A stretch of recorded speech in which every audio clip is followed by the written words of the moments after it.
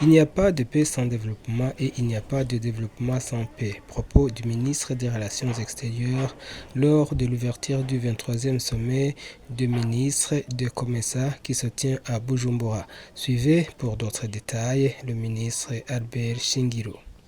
Dans le domaine de l'agriculture résiliente au climat, de l'exploitation minière, du tourisme, un thème qui cadre très bien avec notre vision qui ambitionne de faire du Burundi un pays émergent en 2040 et un pays développé en 2060 et la plupart des politiques et programmes de développement des pays membres du COMESA. Au nom du gouvernement du Burundi et à mon nom propre, et au nom du peuple burundais, je vous souhaite une agréable et cordiale bienvenue.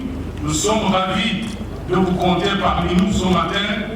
Je suis vraiment honoré de voir chacun d'entre vous ici en terre burundaise et je vous adresse mes plus sincères remerciements pour vous être joints à nous pour ce jour spécial dédié à notre réunion ministérielle qui sera suivie par le 23e sommet des chefs d'État et de gouvernement dans 2 jours.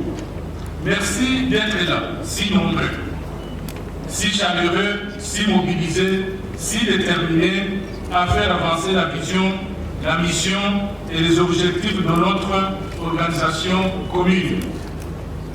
Sentez-vous chez vous, chers amis.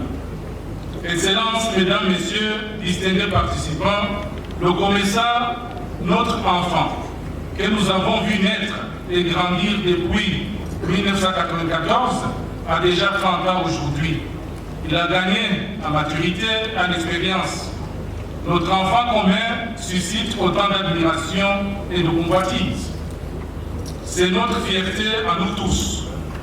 À l'âge adulte aujourd'hui, il est dynamique, même s'il évolue dans un environnement géopolitico-stratégique difficile, complexe et contraignant.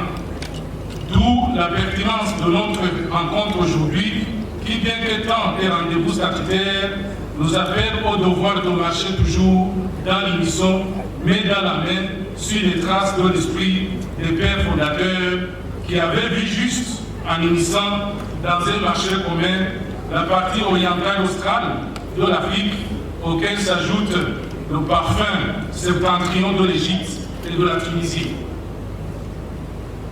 D'Augustano Roya Bostos illustre très bien dans sa célèbre citation, et je cite, « Notre esprit humain exige sans délai la solidarité et l'union entre les peuples, les nations, au-delà des différences qui pourraient les diviser. » Fin de citation.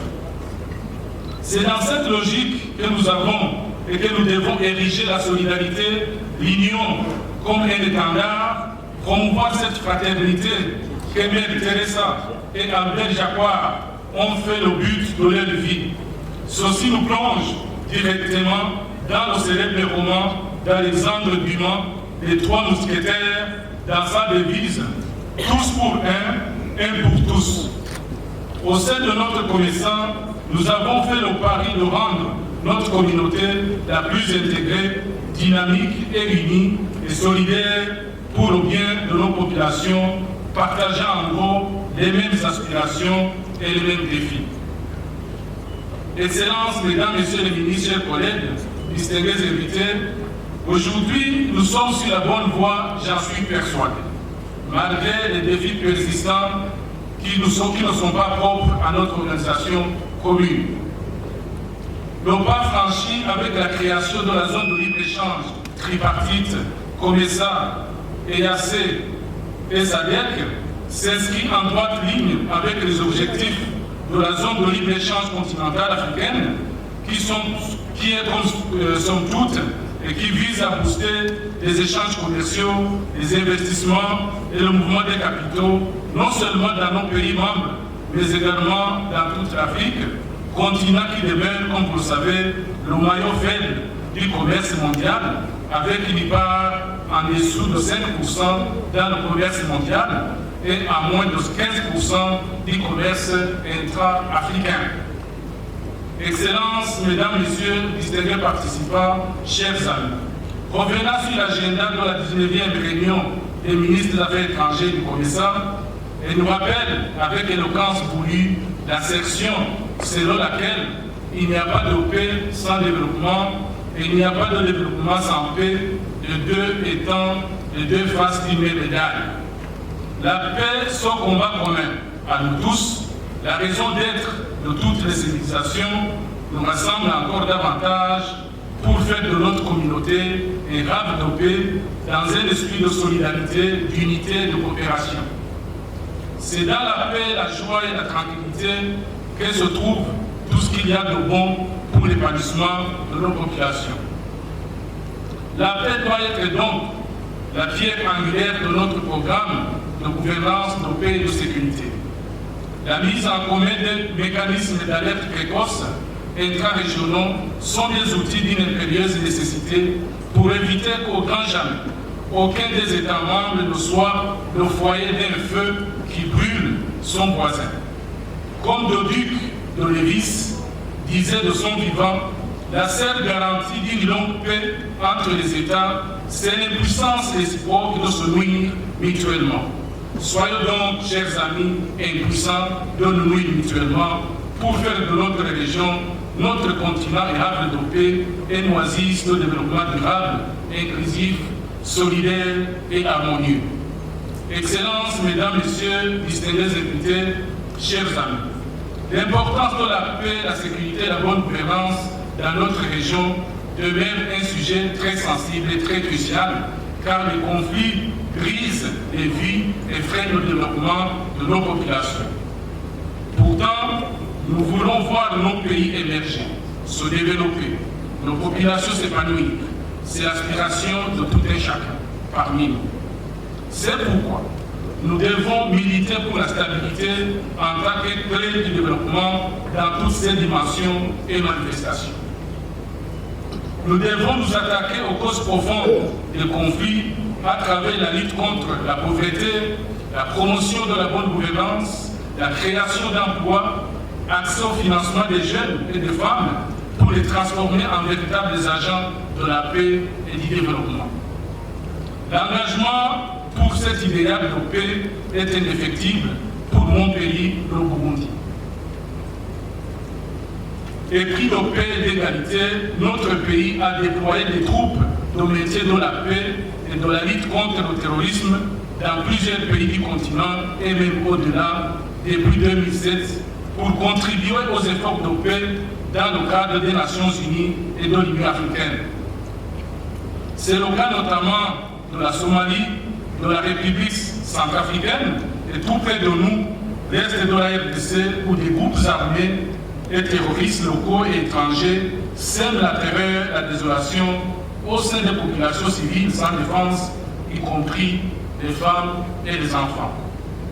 Vous comprendrez bien, chers amis, que notre contribution substantielle aux efforts de paix dans notre pays est un retour d'ascenseur, car le Burundi a été à un certain moment aidé par d'autres pays pour restaurer la paix, la sécurité, la stabilité dont tout le monde est fier aujourd'hui. S'agissant des relations de bon voisinage au sein de notre bloc, notre souhait le plus ardent est de rester toujours guidé par ce proverbe grec antique, et je cite, « Quand le feu est à la maison du voisin, la tienne est aussi en danger. » Nous avons donc, nous tous, l'intérêt à ce que toutes les armes dans notre région s'éteignent, conformément à l'initiative de l'Union africaine qui veut faire taire les armes sur le continent à l'horizon 2030. Excellences, Mesdames, Messieurs, distingués participants, chers amis, avant de clore mon propos, je voudrais encore une fois vous souhaiter un séjour mémorable au Burundi, cœur d'Afrique, pays des Grands Lacs, pays du tambour sacré, pays de lait et de miel, pays de mille et une colline, pays de mille et une opportunité, terre de mille et une éleveur. Ne soyez pas surtout pressés à la fin de notre travaux, chers amis. Prenez tout votre temps pour découvrir ce beau petit pays d'Afrique centrale au grand cœur et qui vous aime et que vous aimez autant. Je vous remercie de votre aimable attention.